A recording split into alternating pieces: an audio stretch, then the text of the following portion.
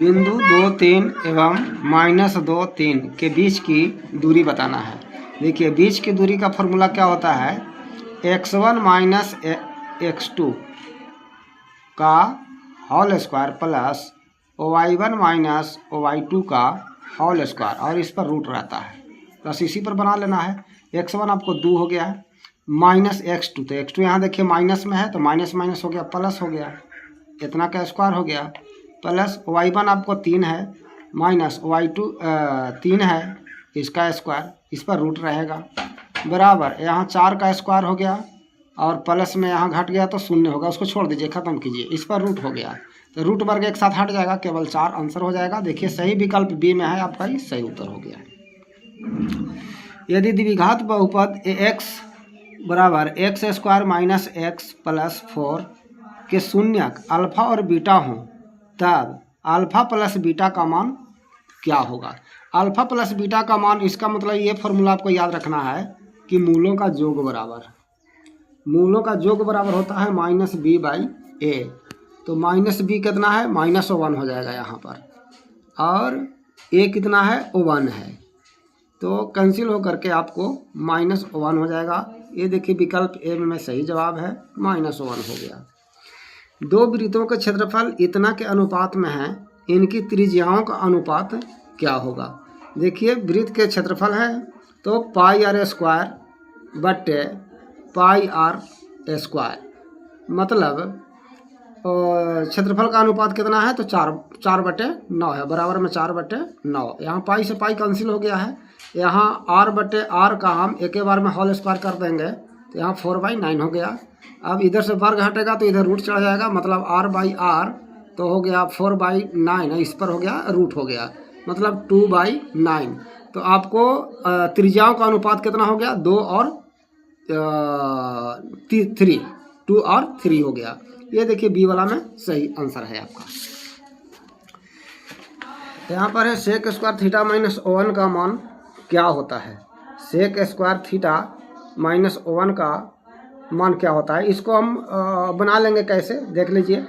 1/सेक square है तो 1 हो जाएगा आपको कॉस स्क्वायर थीटा, -1 हो गया, 1 माइनस कॉस स्क्वायर थीटा बटे हो गया cos square theta, 1 minus cos square theta बराबर होता है साइन स्क्वायर थीटा, बटे में है कॉस स्क्वायर थीटा। इसका फॉर्मूला अब आसानी से निकल गया कि tan स्क्वायर थीटा। तो देखा जाए कहीं, ये देखिए है सी में आपका सही जवाब है। अब देखिए यहाँ L पैरेलल M है, तो इसके यहाँ D का मान बता देना है। तो आप समझ लीजिए कि दो समानांतर रेखाओं को कोई तिर्यक क्षैतिज रेखा काटे तो एक ही ओर के अंतः कोण संपूरक कोण कहलाते हैं, और उनका योग 180 डिग्री होता है। तो आइए हम लिख सकते हैं कि 3D plus 50 plus 2D plus 20 बराबर कितना होना चाहिए, 180 होना चाहिए। 3D और 2D हो गया 5D, इधर हो गया प्लस में 70 हो गया, बराबर 180। तो 5D बराबर 180 माइनस हो गया 70, 5D बराबर हो गया, आपको घटा देंगे तो 110 हो जाएगा। तो D बराबर हो जाएगा 110/5। तो इसको हम काट लेंगे कि 22 होतल से 22 बार में कट गया, यही आपको 22 डिग्री देखिए ए में दिया हुआ है, ये आपका सही जवाब हो गया। विश्वास है आप समझ गए होंगे। धन्यवाद। बिहार बोर्ड परीक्षा विषय मैथ का ऑब्जेक्टिव क्वेश्चन जो 2026 के लिए संभावित क्वेश्चन होगा, मैं बताने जा रहा हूँ। ये देखिए यहाँ पर एक क्वेश्चन है, लिखा हुआ कि ax square minus bx plus c बराबर 0 में मूलों का योग क्या होगा। तो आप जानते हैं कि मूलों का योग बराबर एक फॉर्मूला होता है।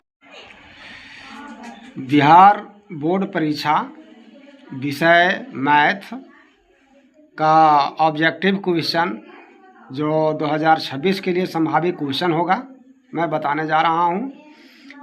ये देखिए यहाँ पर एक क्वेश्चन है, लिखा हुआ कि ax square minus bx plus c बराबर 0 में मूलों का योग क्या होगा। तो आप जानते हैं कि मूलों का योग बराबर एक फॉर्मूला होता है, क्या होता है वह, कि -b/a, ये मूलों का योग बराबर होता है। तब देखिए ये माइनस है और एक फॉर्मूला वाला माइनस है, ये माइनस बी, तो ये माइनस हमने लिख दिया। अब बी का मान देखिए यहाँ पर माइनस बी है, तो एक वाव माइनस हो जाएगा तो बी हो गया। दो का चिन्ह आ गया है तो इसमें हम ब्रैकेट का यूज करेंगे, बटे में हो जाएगा।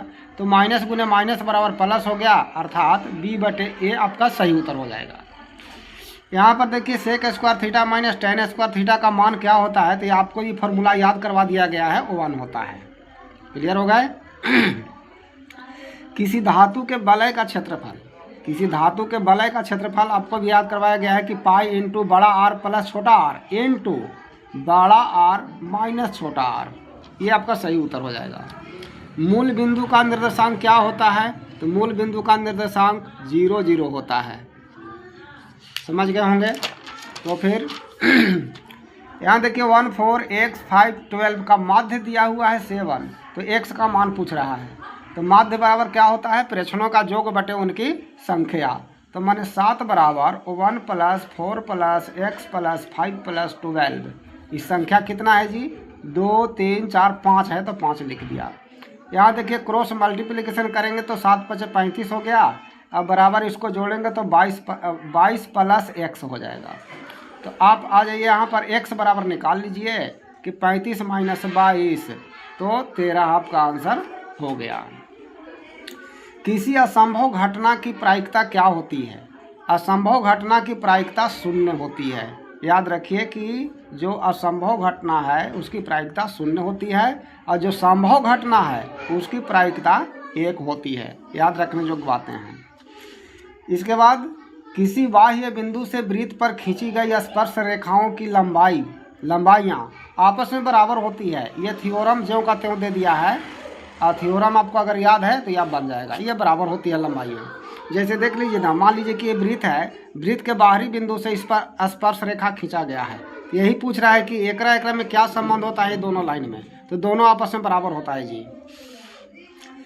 यदि किसी द्विघात समीकरण में विवेचक 0 हो, हाँ यदि विवेचक 0 हो तो आप समझ लीजिए कि दोनों मूल क्या हो जाते हैं, बराबर हो जाते हैं। याद रखिएगा।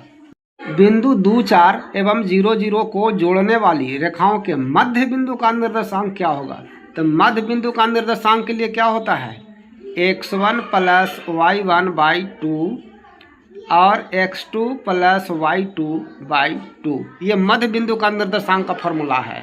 तो x1 का काम कर रहा है 2, यहाँ y1 का काम कर रहा है 0, y में 2 हो गया। x2 का काम कर रहा है 4, और यहाँ y2 का काम कर रहा है 0, तो y हो गया 2 हो गया।